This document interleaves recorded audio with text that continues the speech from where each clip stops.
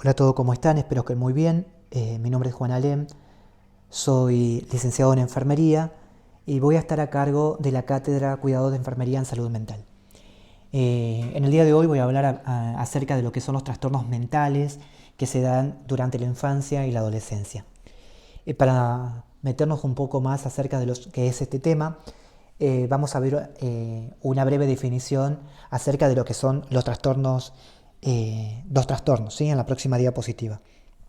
Yo he podido ver en la plataforma las clases que ya han tenido, que ya han visto, que ya han tenido anteriormente con el profe anterior, y han tocado este tema de los trastornos, ¿sí?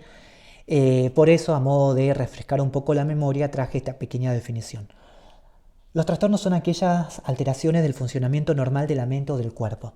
Esto puede estar causado por diferentes factores, como por ejemplo factores genéticos, factores físicos, por ejemplo que padezcan algún tipo de enfermedad, o también entra en juego esto del entorno familiar y social.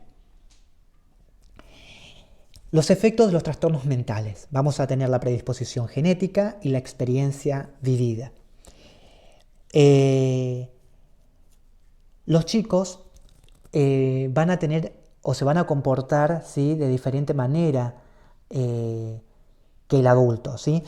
Es decir, un chico que tiene o padece algún tipo de trastorno mental, al igual que el adulto, va a actuar, ¿sí?, o su conducta va a ser distinta al adulto, ¿no?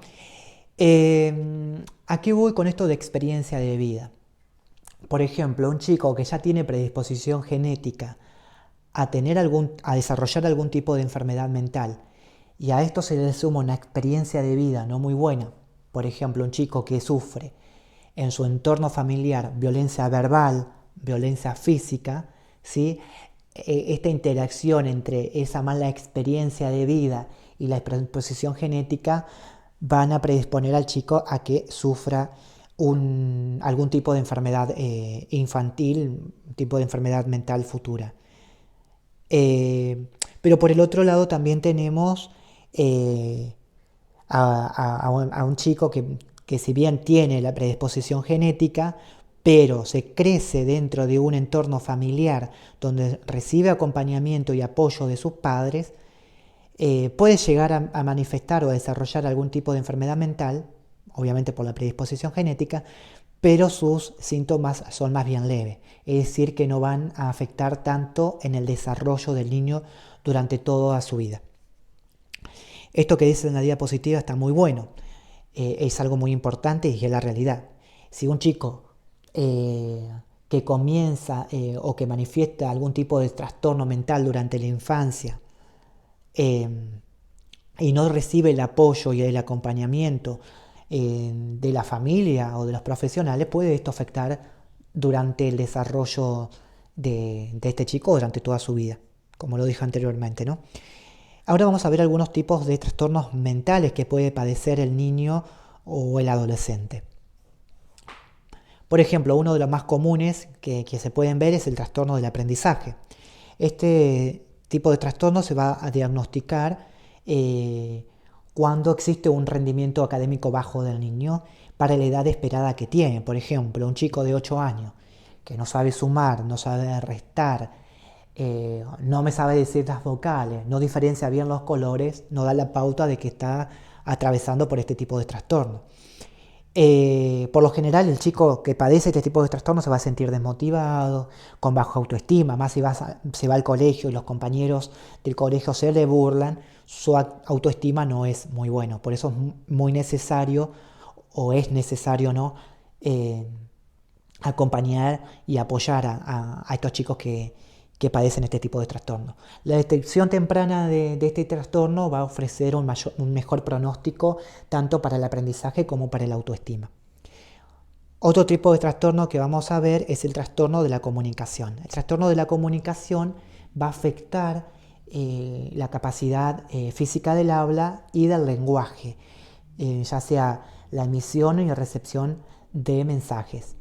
Dentro de este trastorno vamos a tener diferentes tipos. Por ejemplo, el trastorno del lenguaje expresivo, que va a ser el deterioro de la comunicación verbal mediante signos.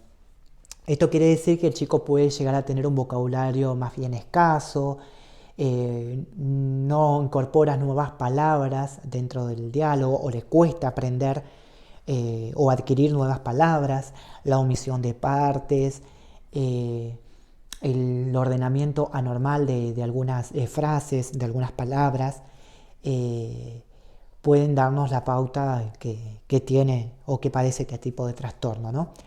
La mayoría de los chicos que tienen este tipo de trastorno van a mejorar con el paso del tiempo, obviamente si se le da el acompañamiento y el apoyo que necesitan. Por lo general se presenta en niños que ya tienen un antecedente familiar, un padre, un hermano que ya han tenido algún tipo de trastorno del aprendizaje. Otro trastorno que se va a desprender del trastorno de la comunicación es el trastorno mixto del lenguaje receptivo expresivo, que va a ser el deterioro del lenguaje receptivo expresivo. Por ejemplo, la dificultad para comprender palabras o frases. Si yo le digo a un chico que me levante la mano derecha y luego la izquierda, y no sabe identificar cuál es la derecha y cuál es la izquierda, se va a sentir distraído, se va a sentir confundido, me puede llegar a dar la pauta de que este chico esté atravesando por este tipo de trastorno. O tenemos otro ejemplo, ¿no? Por ejemplo, si yo le digo a un chico que junte los juguetes y lo meta dentro de una caja y no sabe lo que le estoy diciendo, no comprende lo que le estoy diciendo, también me da la pauta de que puede llegar a estar atravesando por este trastorno del lenguaje receptivo o expresivo. Otro trastorno también que se va a desprender del trastorno de la comunicación es el tartamudeo. El tartamudeo va a ser el trastorno de la fluidez normal del habla. Es decir, el chico que padece este tipo de trastorno va a repetir varias veces una palabra porque no le sale decirla bien o va a alargar el sonido de la palabra. Por ejemplo, si quiere decir, no sé, vaso, va a decir vaso hasta que le sale la palabra correctamente. No sé si me explico. Por eso es acá donde dice que incluye repeticiones frecuentes o prolongadas de sonidos. Por lo general, la mayoría va a recuperar o va a mejorar su habla, ¿no? Antes de los 16 años de edad. El fonológico también es otro tipo de trastorno que se va a desprender del trastorno de la comunicación, ¿sí? El fonológico va a ser la imposibilidad de utilizar los sonidos del habla, que puede incluir errores en la producción u organización de los sonidos. Este es otro tipo de trastorno que vamos a ver, que es el trastorno de la eliminación. Como pueden ustedes ver o notar en las imágenes que se ven ahí en la diapositiva, nos va a dar la pauta de lo que vamos a ir viendo, de lo que es este trastorno, ¿no?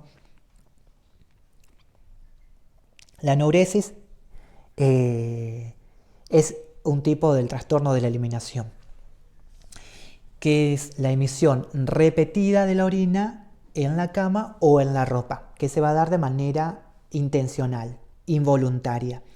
Se va a dar más que nada en chicos de 5 a 10 años, ¿sí? Por lo general el chico puede llegar a estar en cierto lugar y involuntariamente se orina encima. O durante la noche cuando está descansando o está durmiendo, involuntariamente también se va a orinar. Esto obviamente que va a provocar o afectar va a afectar, digamos, sus funciones sociales, su relación social con los demás chicos y más si se sienten expuestos. Cabe destacar que los chicos en esta etapa o en esta edad ya sienten vergüenza. Imagínense si un chico que pasa por este tipo de trastorno, que se orina involuntariamente en la cama y demás, y no recibe el acompañamiento de sus padres, sino que esto lo exponen, ¿sí? Exponen lo que le pasa, ¿sí? A modo de gracia o burla, obviamente que va a afectar en sus funciones o en su relación social con los demás. Es muy importante, antes del profesional obviamente indicado, ¿sí? Antes que el profesional diagnostique, ¿sí? este tipo de trastorno, es muy importante que descarte lo que son las causas físicas. ¿A qué voy con esto de las causas físicas? Puede ser que el chico sea diabético, ¿sí? Obviamente nosotros sabemos que en la diabetes eh, las personas que padecen constantemente tienen la necesidad de ir a orinar, ¿no?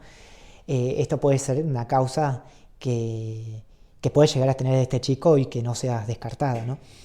Otra cosa puede ser los chicos que sufren algún tipo de, de infección urinaria, ¿sí? Pueden ser algunas de las causas físicas que puedan llegar a provocar esto de orinarse involuntariamente. Por eso es importante que el profesional indicado pueda descartar estas causas físicas antes de diagnosticar este tipo de trastorno.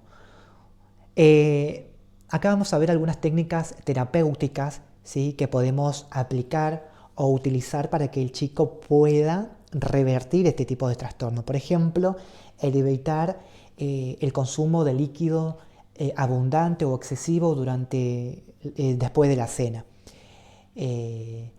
Otro va a ser el entrenamiento de la vejiga, es muy importante. ¿Qué sería esto del entrenamiento de la vejiga?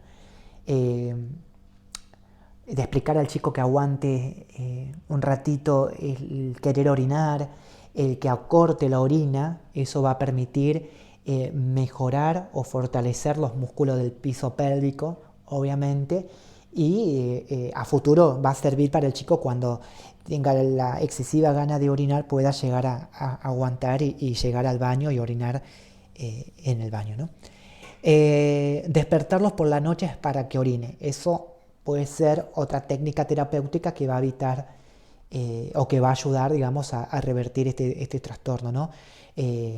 Enseñarle o aplicarle un patrón, una rutina, ¿sí?, en una hora específica de la noche para que él pueda llegar a empezar a adquirir o incorporar esa rutina y aprenda, digamos, o pueda llegar a ir al baño a orinar y no se orina encima.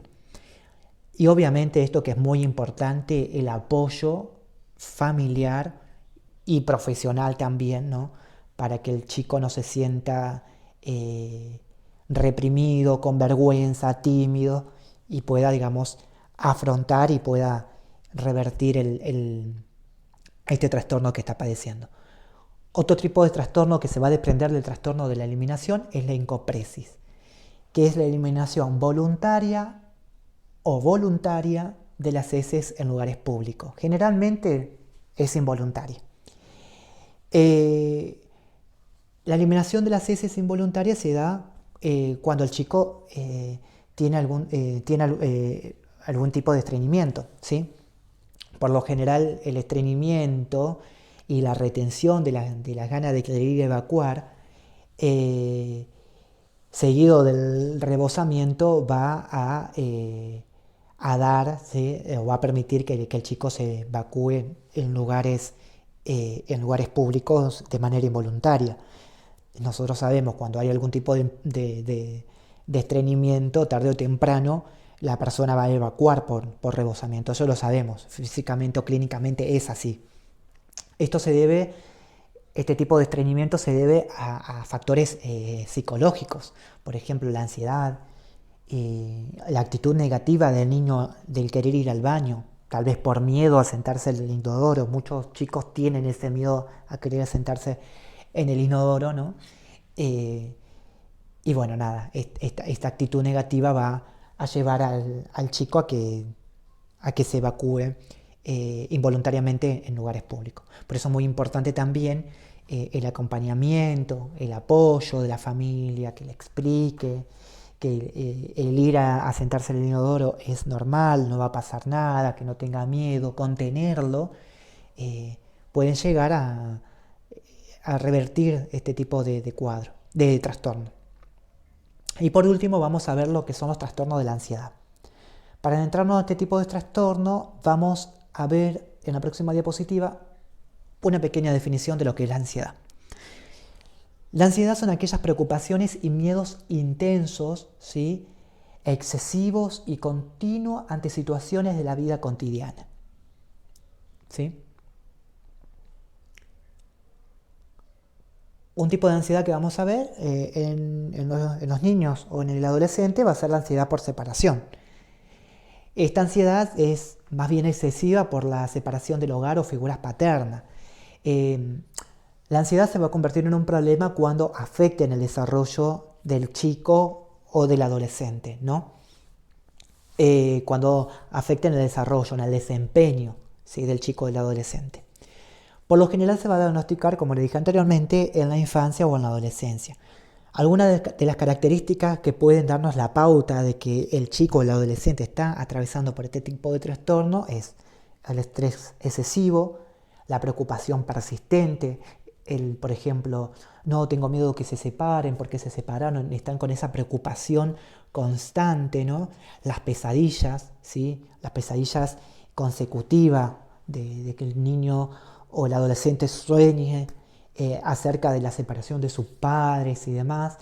La queja, esto es algo típico que se ve en los chicos que padecen este tipo de trastorno, ¿no? Las quejas de síntomas físicos, por ejemplo, no quiero ir a la escuela porque me duele la cabeza, no quiero salir a jugar porque estoy descompuesto, estoy con vómito, me duele la panza. Esas quejas físicas me van a dar la pauta de que el chico está pasando por algún tipo de estrés. Y para terminar todo este tema, que lo traté de hacer muy breve, práctico, para que puedan ustedes entenderlo mejor, para finalizar este tema traje o coloqué esta frase que está muy buena, me pareció muy interesante, ¿no? Que dice: si desde el inicio nos contaran que en la infancia se define la salud mental de un adulto, entonces trataríamos con más amor el alma de los niños. Es muy importante y muy certero lo que dice esta frase, porque como sabrán ustedes, la, la infancia, ¿sí? En la infancia y obviamente en su hogar, el niño comienza a tener su primera experiencia como persona, ¿sí?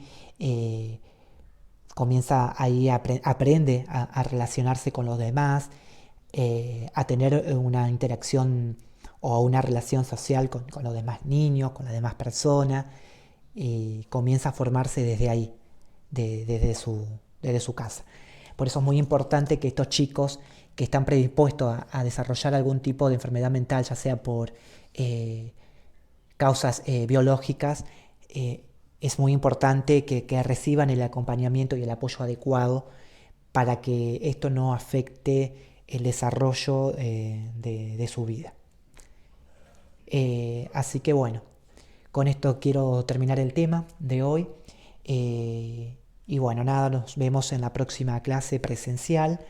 Así podemos tocar y hablar un poco más acerca de este tema y podemos intercambiar ideas y conocimiento, ¿no? Es un tema muy importante y está bueno que nosotros como enfermeros o futuros enfermeros, en el caso de ustedes, podamos actuar y acompañar a estos chicos o adolescentes que están padeciendo por estos tipos de trastornos. Muchas gracias.